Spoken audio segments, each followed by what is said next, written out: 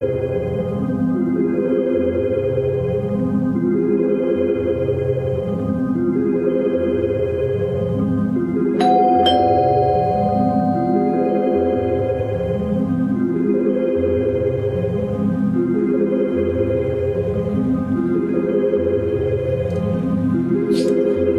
चौहान। जी ma'am आपका parcel. भैया, नहीं चाहिए प्लीज। मैम अगर आपको नहीं चाहिए तो आपने जहाँ से ऑर्डर किया है वहाँ से आप रिटर्न रिक्वेस्ट डाल दीजिए, वापस हो जाएगा। पर यहाँ तो आपको लेना पड़ेगा। ठीक है, दीजिए। मैम हाँ एक गिलास पानी मिलेगा? भैया, आप कहीं और पी लो पानी प्लीज। मैम बहुत ज़ोरों की प्यास लगी है। ठीक है, लाती हूँ।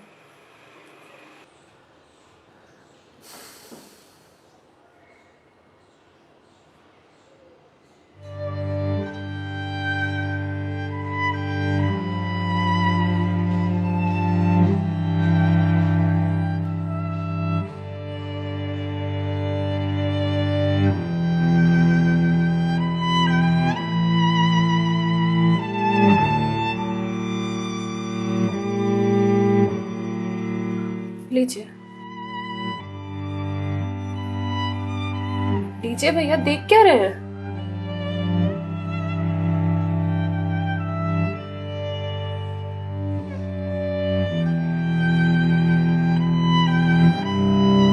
मैम आपको कोई दिक्कत है? मतलब आप किसी परेशानी में हैं? भैया, पानी पीकर ग्लास दीजिए आप। मैम छोटा मुंह बड़ी बात कह रहा हूँ, पर अगर आप किसी परेशानी में हैं तो आप मुझे बता सकती हैं। भैया, आप पानी पीजिए, ज्यादा समाज से भी मत बनिए। मैम दुख बांटने से कम होता है। अच्छा, और आपको किसने कहा कि मैं दुखी हूँ? मैम अगर आप दुखी नहीं हैं तो फिर वो फंदा क्यों लगा रखा है?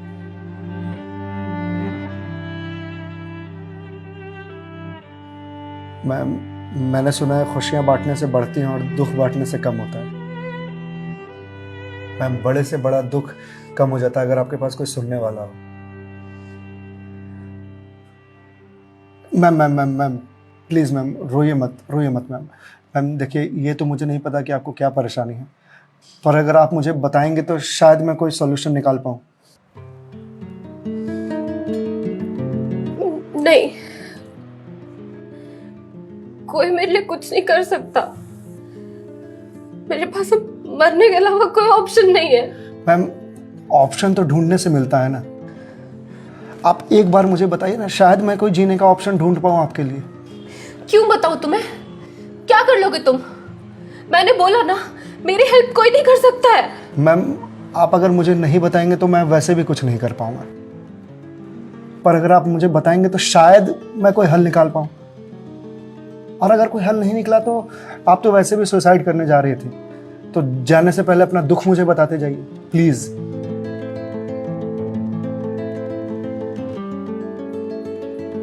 Please ma'am.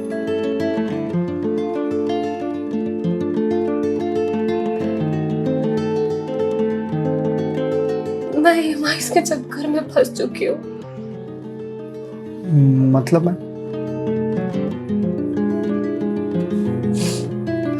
कुछ साल पहले एक कोर्स के लिए मैंने लोन लिया था, फिर उसके कुछ वक्त के बाद एक और लोन, और ये लोन का सिलसिला यूं ही चलता गया।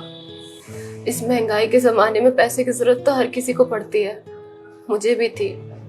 मैंने प्राइवेट कंपनी से भी लोन लिए, ज्यादा ब्याज पर, और अब मैं उन्हें चुका नहीं पा रही हूँ।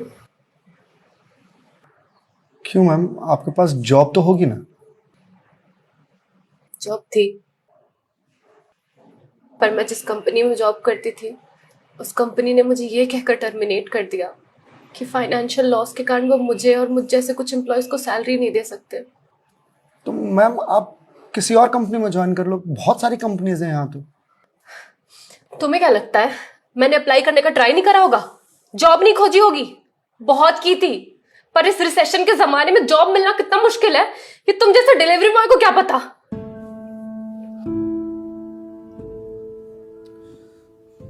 आई एम सॉरी मैम, शायद आप सही कह रही हैं, मुझे इस बारे में कोई जानकारी नहीं है। जॉब जाने के बाद मेरे से चीजें हैंडल नहीं हो रही हैं।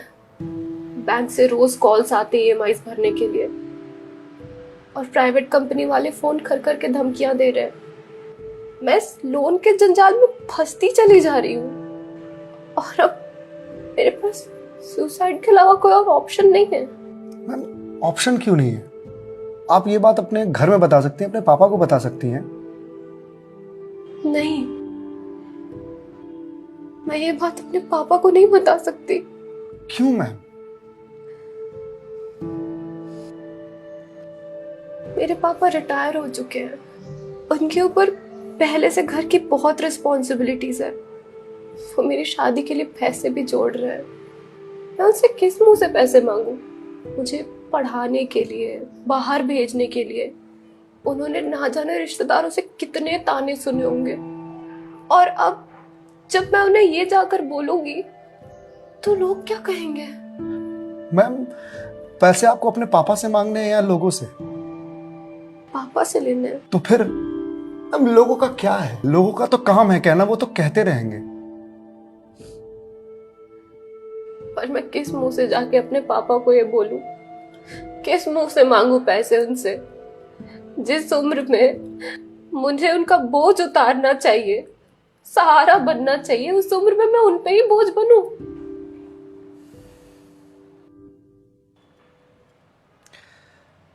मैम, एक बात बताएंगे आप? बचपन में आपकी सबसे फेवरेट चीज क्या थी? बचपन में मुझे साइकिल का बहुत शौक था। तो मैम, आपको साइकिल किस एज में मिली थी? यही कोई 8 साल की होंगी मैं। तो साइकिल तुरंत मिल गई थी आपको? नहीं, पापा तो मान ही नहीं रहे थे। बोल रहे थे गिर जाएगी, चोट लगा लेगी। तो फिर कैसे साइकिल मिली? बहुत जिद की थी मैंने, बहुत। खाना पीना सब छोड़ दिया था। तो मैम, साइकिल के लिए जो जिद किया आपने, तो शर्म आई होगी आपको? तो मुझे मुझे क्यों शर्म आएगी? पापा है वो मेरे, उनसे जिद नहीं करूंगी तो किससे जिद करूंगी? तो मैम, जब बचपन में साइकिल के लिए जिद करने में शर्म नहीं आई, तो अब क्यों आ रही है? मैम, अभी आपने कहा कि आपके पापा आपकी शादी के लिए पैसे जोड़ रहे हैं, और आप तो यहाँ सुसाइड कर रही हो। तो वो उन पैसों का क्या करेंगे? या उन्हें ये जानकर बहुत खुशी होगी कि उनकी बेटी ने शादी का बोझ हल्का कर दिया उनके सिर पर से। मैम, आपको मालूम है, हमारे जनरेशन की दिक्कत यही है कि हम अपने आप को इतना बड़ा समझ लेते हैं कि हम अपने पेरेंट्स से ही अपनी बात छुपाने लगते हैं। कभी ये कहकर कि पापा मम्मी नहीं समझेंगे, या कभी ये कहकर कि मैं उन्हें परेशान नहीं करना चाहती, या कभी ये कहकर कि हम दोनों की सोच नहीं मिलती है।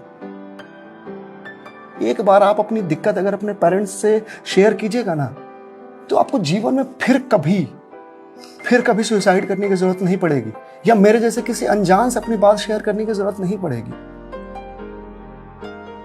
प्लीज मैम, एक बार शेयर करके देखिए। उनसे बेहतर दोस्त इस दुनिया में कोई नहीं हो सकता। प्लीज मैम, एक बार ट्राई कीजिए। Please ma'am.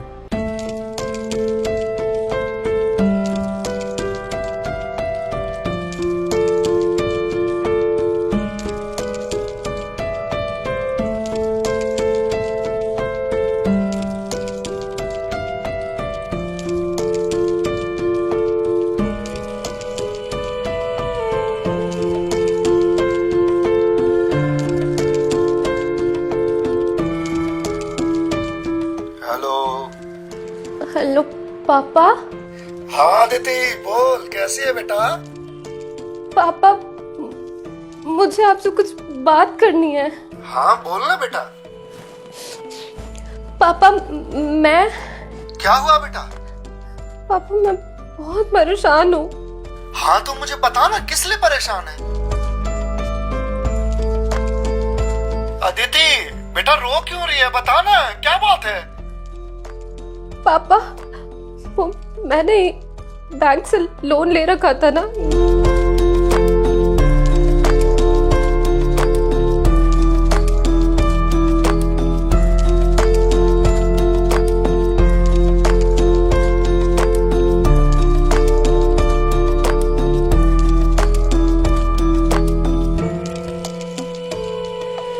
देख बेटा, जो हो गया सो हो गया, तू चिंता मत कर।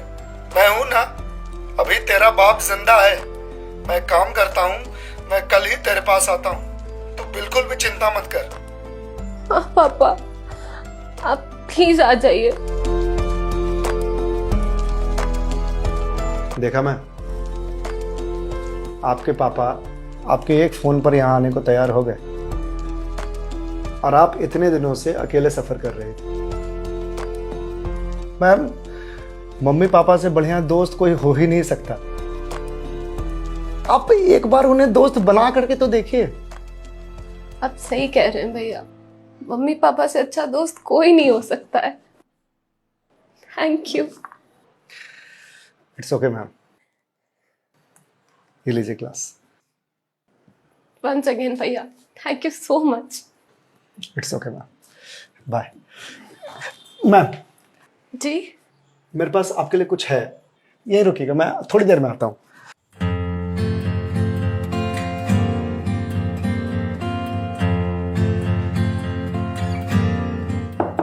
मैम।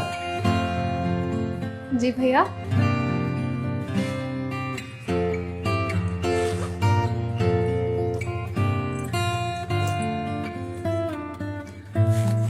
मैम, ये आपके लिए।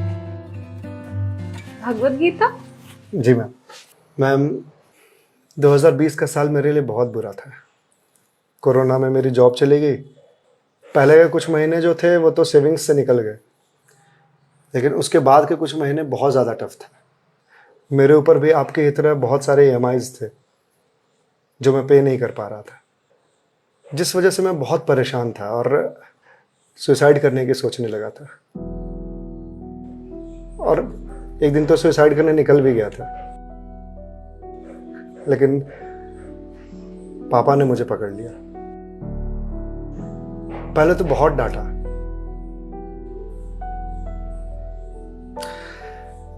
फिर उसके बाद सीने से लगा करके कहा कि तू चिंता क्यों करता है, मैं हूं ना।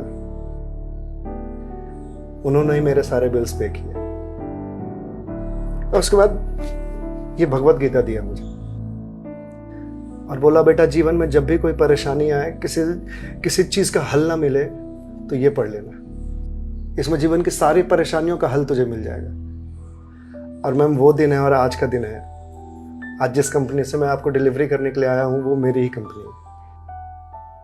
आपकी अपनी कंपनी है? जी मैम। कोरोना के बाद मैंने अपना स्टार्टअप शुरू कर दिया था जॉब जाने के बाद, क्योंकि जॉब मिल ही नहीं रही थी। तो अगर आपकी कंपनी है तो फिर ये डिलीवरीज आप क्यों कर रहे हैं? मैम, मुझे अच्छा लगता है अपना काम खुद करना, और शुरुआत तो मैंने अकेले से ही किया था ना। आज भी जब मन करता है तो निकल जाता हूँ डिलीवरी करने के लिए। और देखिए, आज तो निकलना मेरा सफल रहा, आपसे मुलाकात हो गई। और जो सीख मुझे भगवत गीता से मिली वो मुझे आपको देने का मौका मिला। मैम, वैसे तो बहुत सारी बातें हैं इसमें सीखने की, पर जो सबसे अच्छी बात मुझे लगती है वो ये कि जो समय है ना, ये कभी एक सा नहीं रहता। आज बुरा समय है तो कल अच्छा समय जरूर आएगा। आज अंधकार है तो कल सवेरा जरूर आएगा। इसलिए कभी भी अच्छे समय में इतराना नहीं चाहिए और बुरे समय में विचलित नहीं होना चाहिए। समय है, कट जाएगा। मैम, इस एक थॉट ने मेरी पूरी जिंदगी बदल दी। मैम, तो अब आप पढ़िए इसको, देखिए शायद आपको कुछ और मिल जाए। पर मैम, जो भी मिले उसे लोगों से शेयर जरूर कीजिएगा, क्योंकि कहते हैं ना, ज्ञान बांटने से बढ़ता है। Thank you.